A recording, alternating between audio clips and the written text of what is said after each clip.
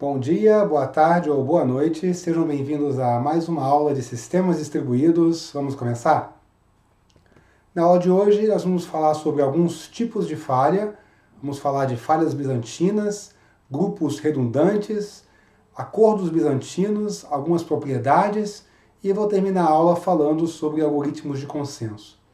Então vamos começar falando um pouco sobre tipos de falha.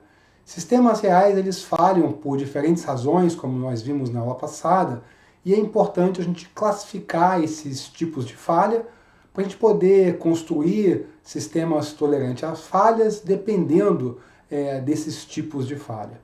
Então essa tabela aqui apresenta 5 tipos de falha que estão presentes em sistemas reais.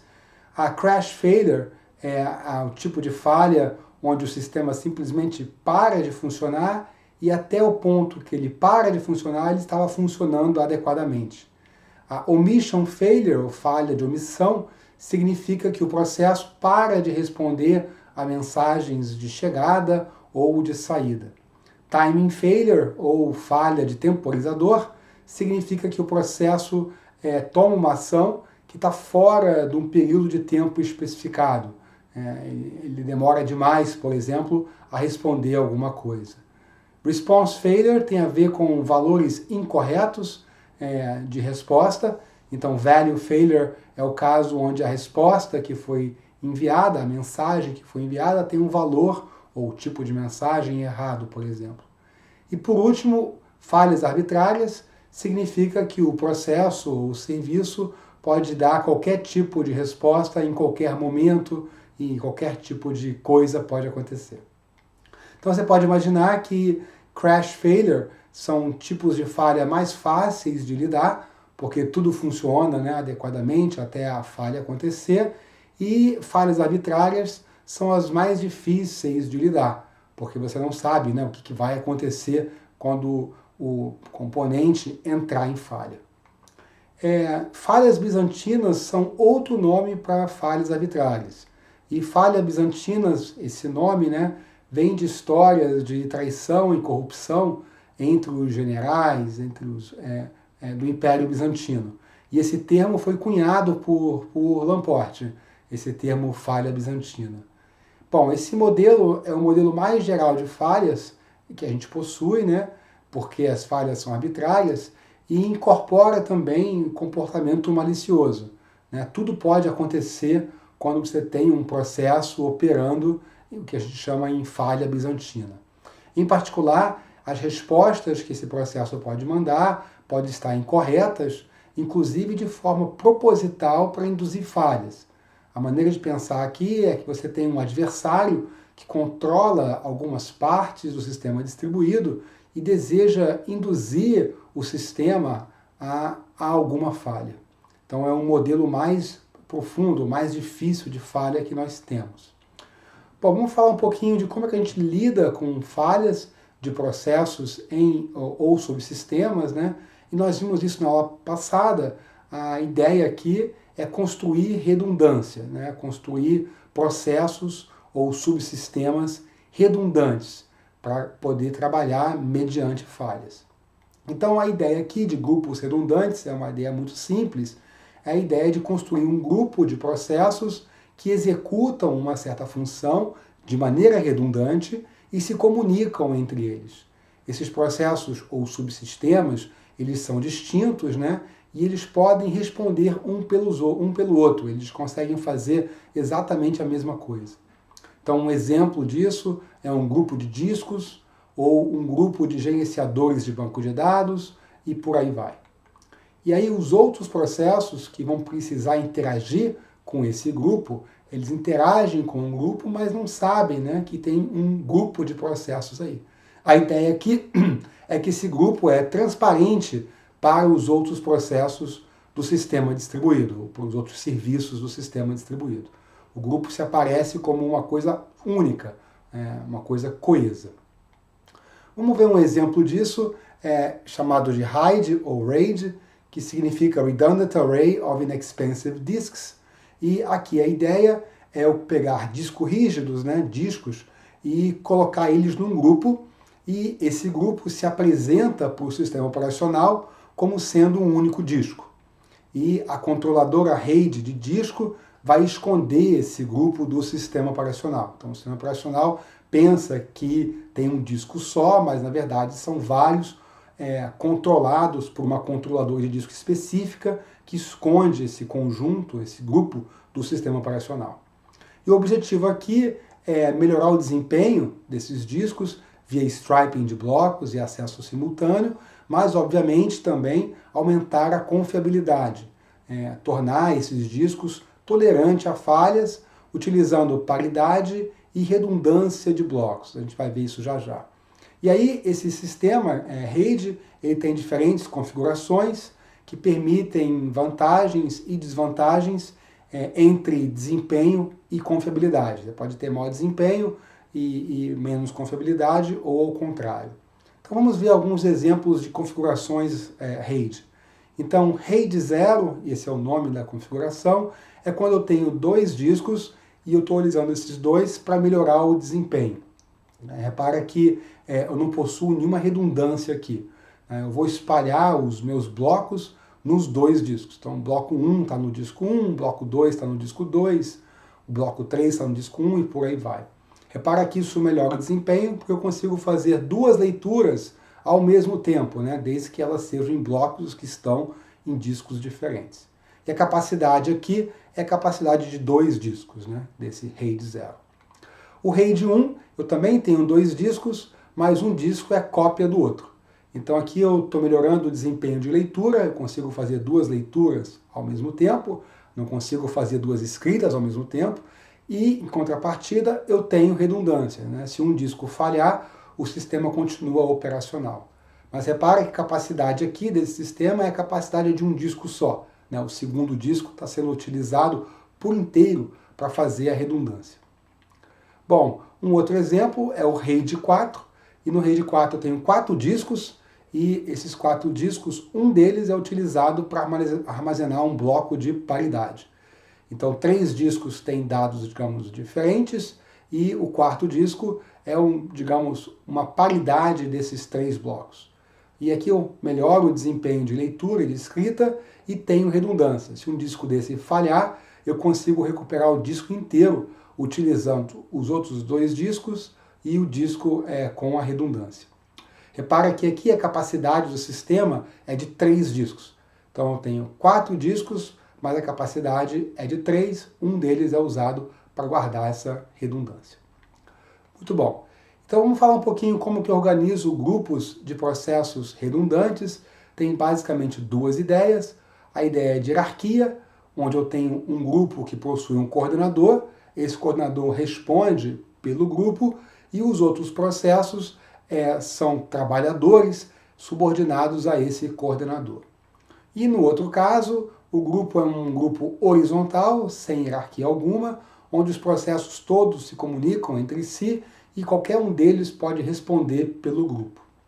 Então, com a hierarquia, como eu falei, esse coordenador lidera e gerencia o grupo e faz interface com o exterior, e sem hierarquia eu tenho papéis simétricos. A gerência aqui é mais complicada, porque eu tenho 5 processos idênticos, e a vantagem é que eu não tenho um ponto único de falha, Aqui eu não tenho esse coordenador. Então, por exemplo, esse exemplo do RAID que a gente acabou de falar é uma organização de grupo hierárquica, porque a controladora de disco está fazendo o papel de coordenador nesse caso. Muito bom. Agora vamos falar um pouquinho sobre falhas em grupos redundantes. Então, imagina que você tem um grupo redundante com um certo número de processos, e a pergunta é quantos processos podem falhar e o grupo continuar operacional. A resposta aqui depende do tipo de falha e do tipo de grupo. Então, vamos olhar para algumas falhas. Antes disso, vamos assumir que eu tenho grupos simétricos com K processos redundantes sem hierarquia. Então, se eu olhar para crash failure, que é aquela falha que de repente o sistema um processo para de repente, eu preciso ter apenas um processo operacional nesse grupo para que o grupo esteja operacional. Repara que esse sistema tolera até K-1 falhas de processos do grupo e ainda assim continua operacional. Porque basta ter um processo operacional no grupo para o grupo poder continuar funcionando. Então é bastante robusto, né, a esse tipo de falha, crash failure. Mas vamos olhar para um outro tipo de falha, value failure, ok? Aqui o processo em falha pode gerar um valor errado, ele responde com um valor errado. Então a ideia para conseguir tolerar esse tipo de falha é usar o valor da maioria do grupo como resposta. Então todos os processos computam e aí tem um certo resultado e eu uso a maioria, né, o resultado da maioria como sendo o resultado do grupo. Com isso, esse meu sistema consegue tolerar até K sobre 2 menos uma falhas no grupo. Repara que eu tenho K processos, se K sobre 2 menos 1 falharem e os outros todos estiverem funcionando, eu ainda tenho a maioria das respostas corretas. Então o grupo vai continuar operacional mesmo nesse caso. Então repare que o número de falhas aqui é menor, né? Porque o tipo de falha é mais difícil de tratar, ok? Muito bom. Agora eu quero falar um pouquinho de consenso e de acordo em sistemas distribuídos.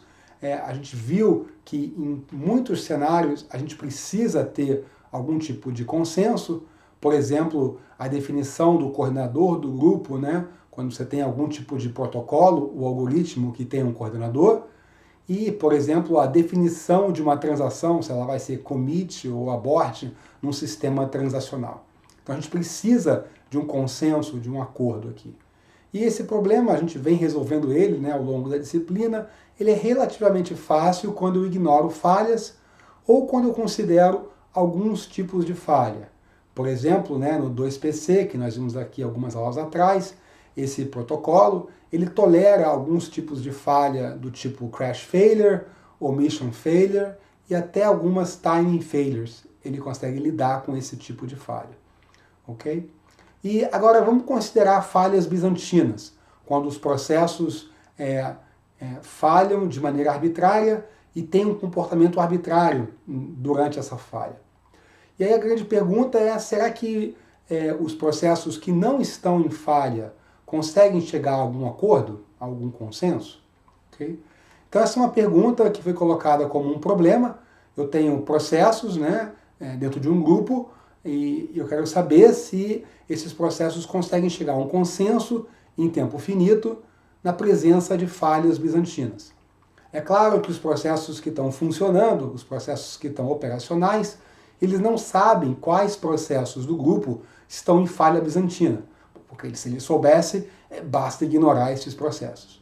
Tá? Então nenhum processo sabe qual outro processo está em falha bizantina.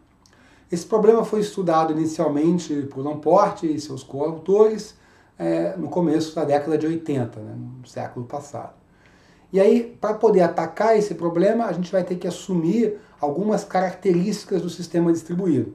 Em particular, vamos olhar para 4 eixos de características. A primeira delas é o comportamento dos processos, se o processo vai ser síncrono ou assíncrono, e síncrono significa que todos os processos andam juntos. Quando eles recebem uma mensagem, todo mundo recebe uma mensagem.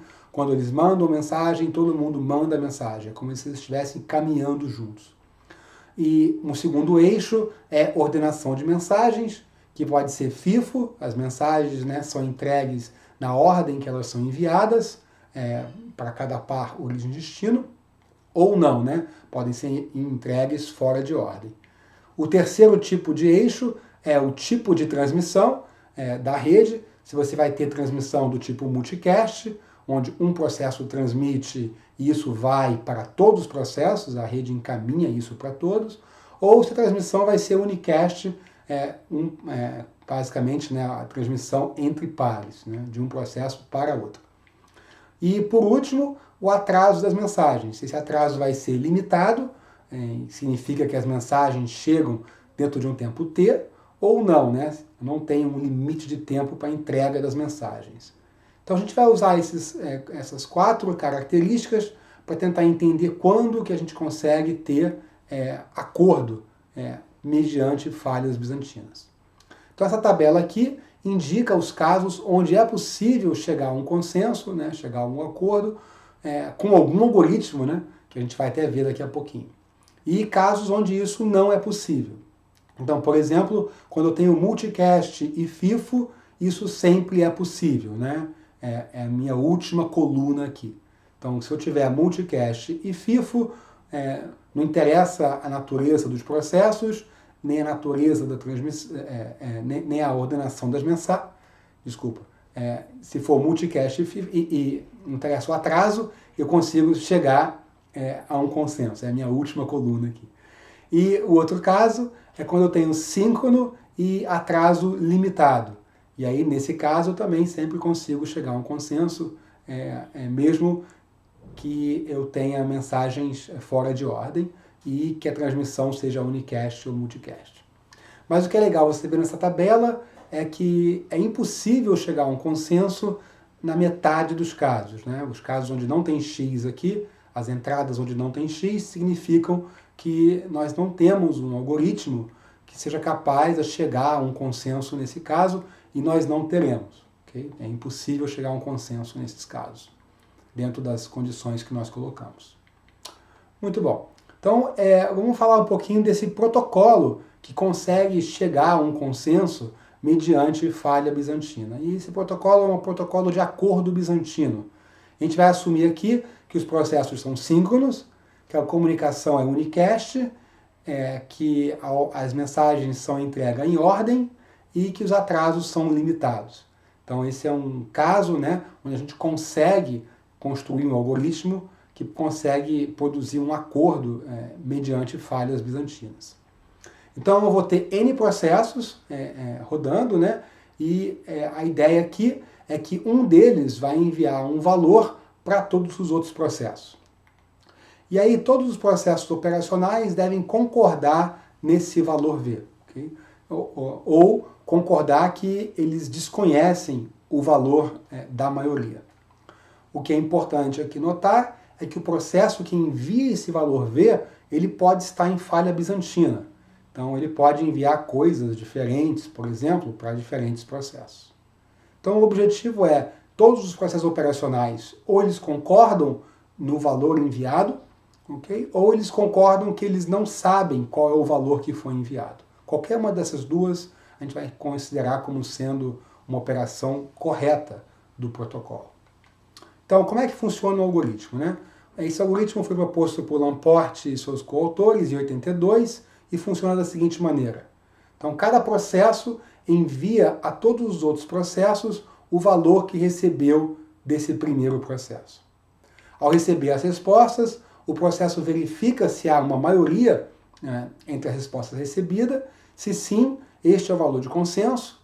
Se não tem uma maioria, então nós não temos um consenso. Né? O processo declara que não há um consenso. Okay? E o nosso objetivo é ver se isso vai funcionar.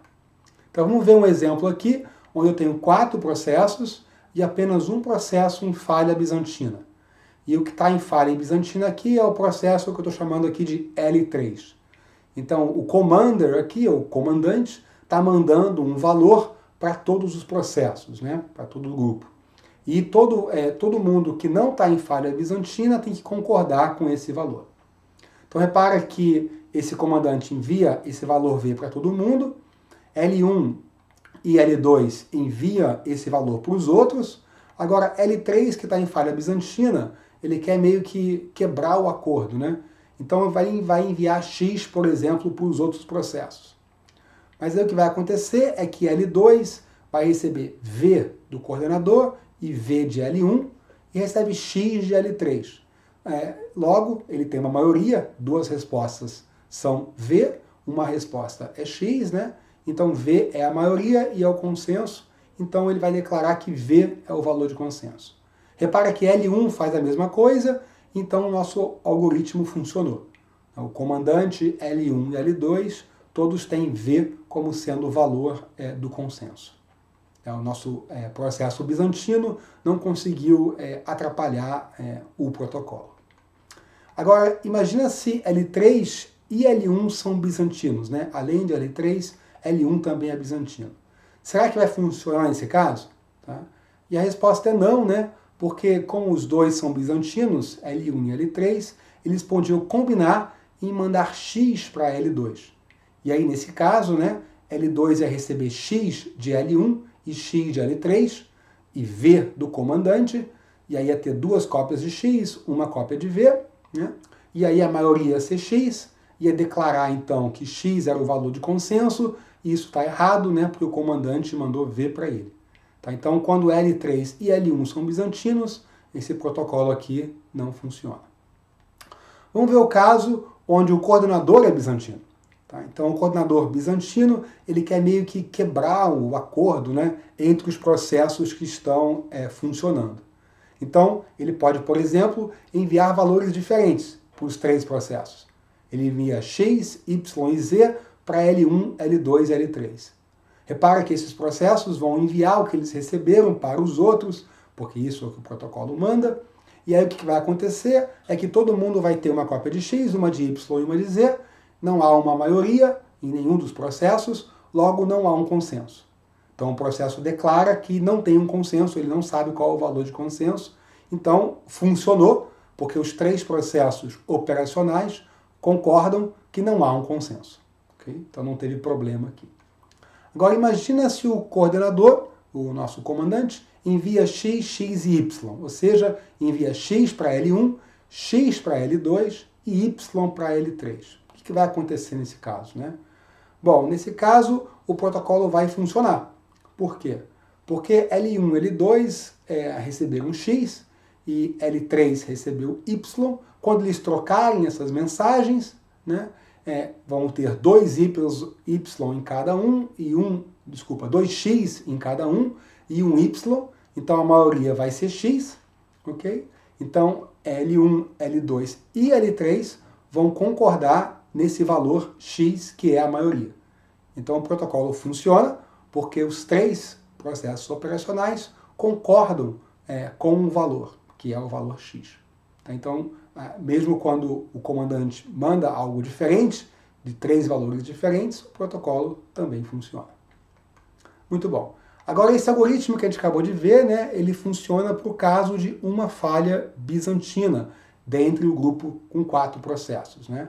E esse processo inicial, o comandante envia V e sai do algoritmo, né?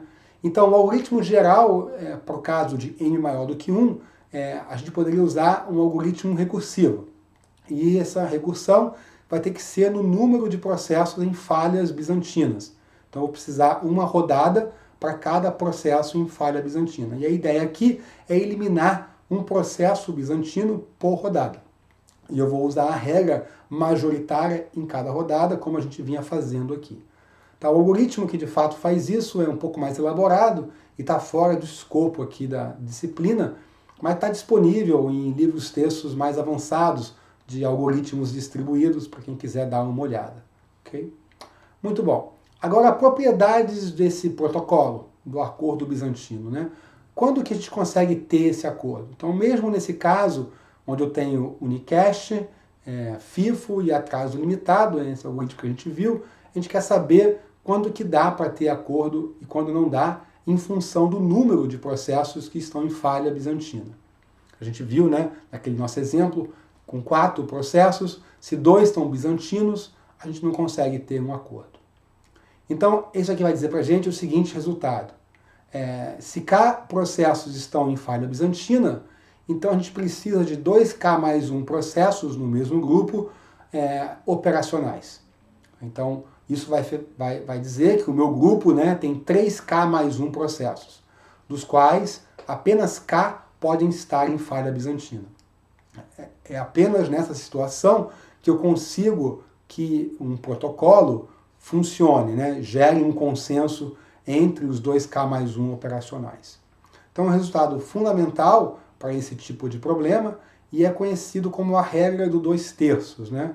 Por quê? Bom, porque eu preciso de 2/3 dos processos operacionais para conseguir chegar a um consenso. Repara que esse 2/3 é muito maior do que o meio de processos operacionais que eu precisava para a maioria simples, que é o que a gente precisa para lidar com o caso de falha do tipo value failure, que a gente acabou de falar. Então repara que falhas bizantinas elas são mais difíceis, e aí por causa disso eu preciso mais processos operacionais para conseguir lidar com falhas bizantinas, né? E o que é interessante aqui é que não existe algoritmo que consiga chegar a um acordo caso contrário. Esse limite que nós temos aqui de 2/3 não é só para o algoritmo que eu acabei de mostrar, mas é para qualquer algoritmo, tá? Então é um resultado bastante forte sobre a capacidade de construir sistemas dentro de falhas bizantinas.